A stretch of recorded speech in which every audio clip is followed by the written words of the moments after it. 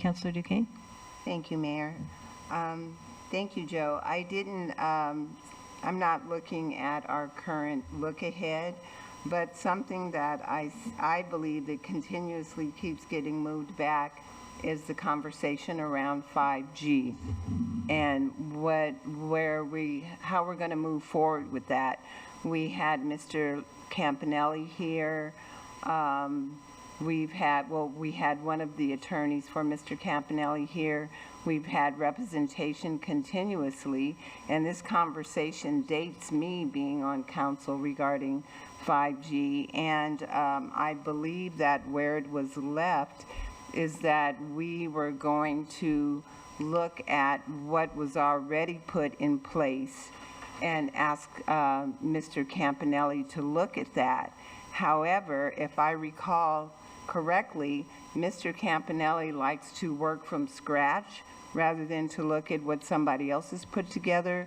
He would like to, and maybe I'm wrong, but I believe I'm right, that he would like to put it together himself, and I agree with that, and it's not costly, and I believe that this should be done and move forward for the first and last time and do it the right way, and so we don't have to backtrack. Here we have citizens of Ashland who've done so much legwork, brought it to council so many times, keeps going back and forth. We have an attorney that's ready and able to do this, and we have applications that come in front of the Planning Commission, I believe.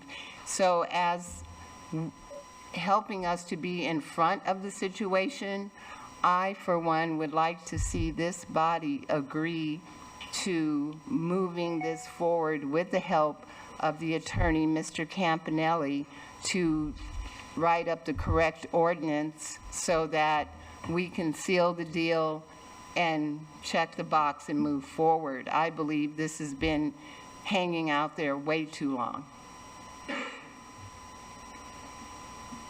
Would you like me to respond? I'd love a response, sure.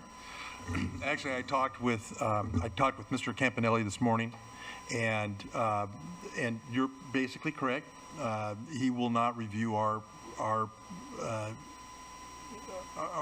ordinance or proposed ordinance, and would provide his own ordinance for us. He would also include consultation with the city and the persons that would be involved in most likely the persons that would be involved in actually applying the ordinance. So I haven't looked at it, I haven't seen, I know some of the different ordinances, I've reviewed some of the different ordinances that he's put together. He's never done one in Oregon. And then I would, but at the same time, that would be something that once that review is done, he would take it back, do the changes or adjustments that he would see the city would need, and then he would be willing to then also present that version to the council for their approval. You could do it that way. I really don't know anything about Mr. Campanelli. I know he's from, goes around the country and he sells his product. As an attorney, I have a little difficulty with that, but I'm not promising anything that he's going to give you is the right thing, or is how it works or how it will. But that's what he's willing to do, and frankly, I think my version is fine enough as far as what it is. But if that doesn't satisfy you, then you go ahead and go with the attorney from New York. Thank you, Doug. I appreciate your input. I just wanted to follow up by saying that the information that's been brought to council regarding Mr. Campanelli, I feel very confident on what he's done in the past and in other municipalities. And there were just too many questions, I believe, in what was brought to council before. So yeah, we could look at this and we could review it, and I want to do it right. And I'm not saying necessarily that it was wrong the first time, but it wasn't clear, had too many gaps in it, and I would like to have clarity, and I'd like to do it the right way for the first time. and get it done. Okay, I'm going to stop right there and say this is a discussion of the look ahead. Thank you very much. So you've heard direction. We want to know when it's going to be on the look ahead. I think we thought it was going to be sometime very soon, so. I was hoping to get it done by now, but there has been just a small problem that's come up in the meantime that's kind of taken quite a bit of my time. Sorry. And we will have an assistant city attorney coming in the day after Christmas, 27th, actually 2 days after Christmas. So I'm hoping, well, I'm expecting that would relieve me a little bit so that I can spend a little bit more time on some of these things. But, oh yeah, we have it set for January 3rd.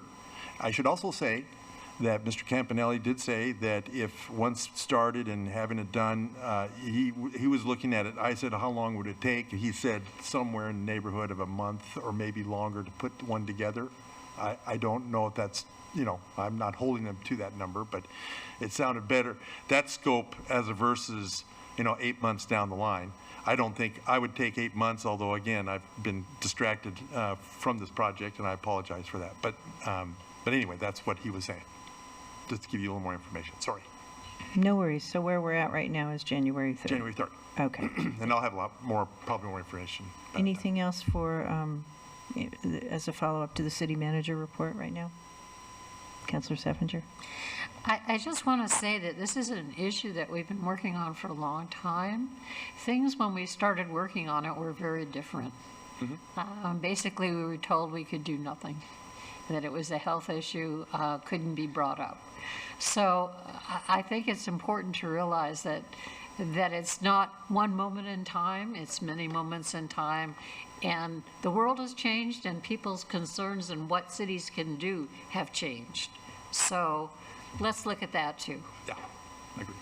All right, thank you. Anything else, councilors? All right, so now we'll move to public forum. We have several members who would like to speak. We have Miriam Reed, if you'll come forward, Dr. Reed, Ian Cropper, and we have Kelly Marcatulli. So in that order, if you would, please.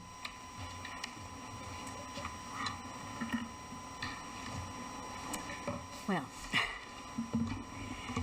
thank you, Gina. Good evening, councilors. By now, the council is aware of the monopole tower that has been proposed, 15 stories high, for the north end of Ashland.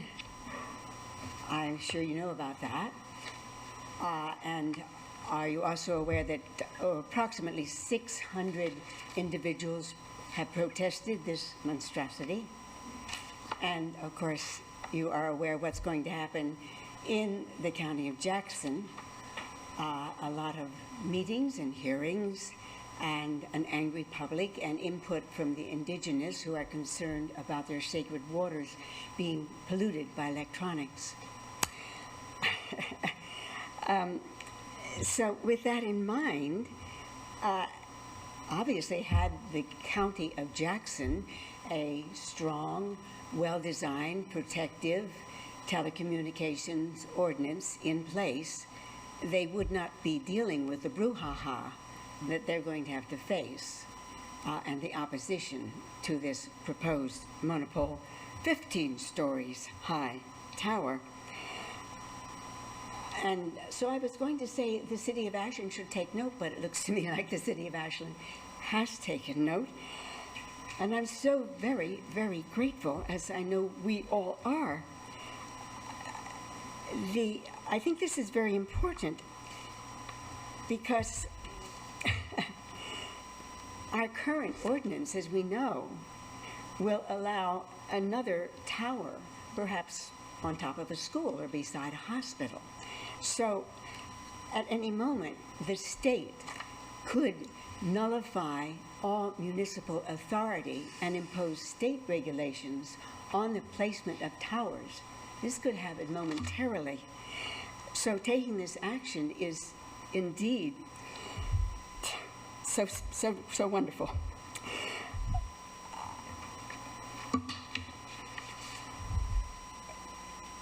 The thing of it is, the current ordinance would allow 5G to come in at any time.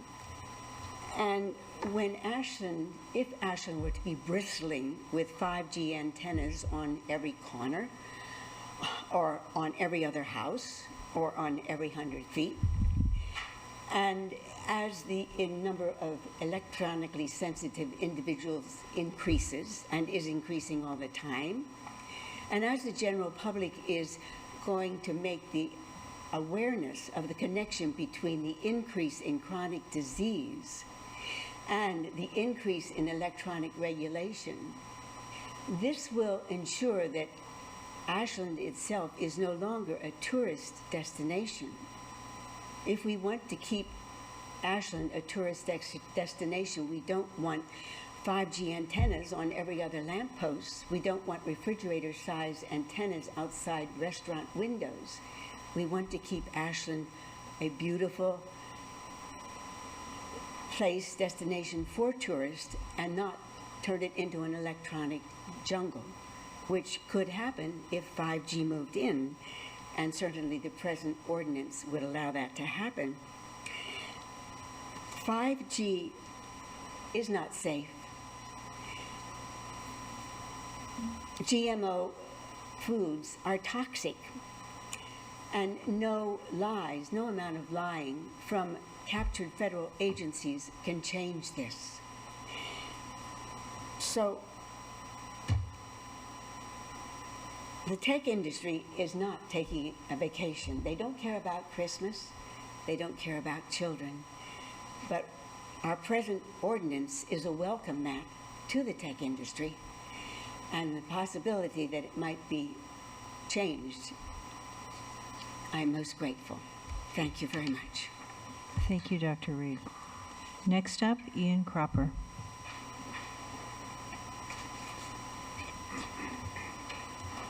Do I sit, stand? Whichever you prefer. In person, at least. Wow, that was a lot. My name is Ian Cropper. I grew up in Ashland. I'm from here. It's a beautiful place, and I am a bit taken aback by this straw man argument. I am a software engineer. I am part of the tech industry, and it's what I deal with on a daily basis. I write code. I have 2 children. I care about Christmas very much, and I care about children very much. Growing up in this city, well, it seems like we have a small but very well coordinated group that have done just a fantastic job of raising their concerns over wireless technology. And I'm here to represent the less organized, less coordinated majority of Ashlanders. I love Ashland for so many reasons, and growing up I had the distinct impression that Ashland was very much a progressive city, full of progressive ideas and ideals.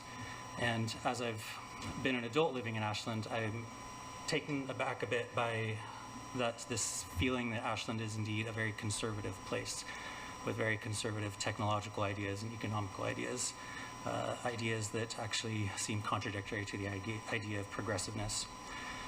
So I wanted to focus less on anecdote and more on just a couple just simple facts. I wanted to draw your attention to a study that was done in 2014 by Root Metrics. It was found that new home buyers when considering a new home, cell reception was considered important by 76% of those home buyers. Compare that with 60% of people that said that school quality was important. And again, this was done in 2014, so I imagine that number has only become even more drastic. Another is, in 2017, 2G was officially retired across the country. Right now, this is currently happening with 3G. Sprint and AT&T have both retired the services on their networks, and T-Mobile and Verizon are in that process of that as well. The same thing will eventually happen with 4G and LTE, and when that happens, I am curious what the end game is and how easy it will be to untangle ordinances that are overly restrictive on wireless technology being introduced to the city, when the only thing provided is more modern wireless technology, and that is indeed the thing we're completely restricting. The other, I wonder lastly, with this fact piece, I wonder how much during this debate it's focused primarily on whether or not 5G is a good thing or a bad thing as the next generation of wireless technology communication. But I really hope that everyone here has looked at the other ways that modern wireless communication can have just an immense benefit for us. Even something as amazing as emergency services can take priority so that they get faster and more traffic allocated to them during an emergency. So it's not just a faster network, but it's a smarter network that can enable so many awesome things. I've often heard Ashland referred to as a gem, and that's very much how I grew up thinking about it. I love it here and want to protect it and advocate for it. And so I feel that by establishing a precedent, by starting each new wave of innovation with a ban on overly restricting that innovation, Ashland will cease to be that gem and will instead become irrelevant. When tourists are debating whether or not to go to Ashland or places that we've maybe considered less enlightened, like Klamath Falls perhaps, when making that decision, they think, well, Ashland is a black hole, I can't get any reception there. I would argue that they would go elsewhere instead of here. So I ask that please, before you enact some overly restrictive ordinance against modernity, that you consider the vastness of the people that rely on modern wireless communications and how that number is only going to increase with time and how much it will affect our future for years, if not decades to come. Thank you. Thank you very much. Kelly Marcuccioli, you're next up.